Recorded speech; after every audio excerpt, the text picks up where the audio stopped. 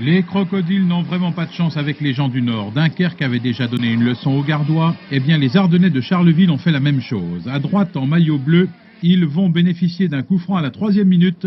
Andry va hériter du ballon et son tir, vous allez le voir, bien travaillé, bien placé, fait mouche, 1-0. Nîmes n'a plus qu'à courir après le score. On se dit alors que c'est l'effet de surprise, que les Rouges n'auront pas de mal à remonter cette équipe nouvellement promue. Hélas, les Bleus occupent bien le terrain et toutes les tentatives nîmoises s'enlisent. Ici, à l'issue de ce long cafouillage, Chanley va réussir un bon tir de 20 mètres, mais le poteau est sur la trajectoire. Finalement, on approche de la mi-temps. Les Carolo-Massariens auront quelques réactions dangereuses qui font craindre le pire, comme ici. Toutes les actions de Nîmes échouent de près ou de loin. Et on va atteindre la mi-temps au repos. Charleville 1, Nîmes 0.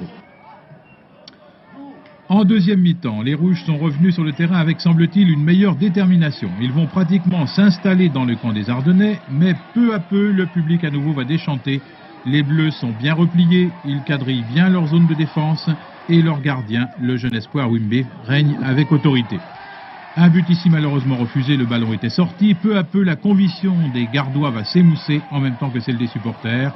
Score final 1-0.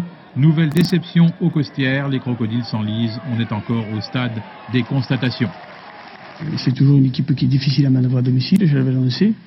Et il fallait surtout pas prendre un but, parce qu'à partir du moment où cette équipe prend un but, elle se recroqueville la défense, c'est de plus en plus difficile. C'était de plus en plus difficile pour pouvoir perforer ce dispositif dense.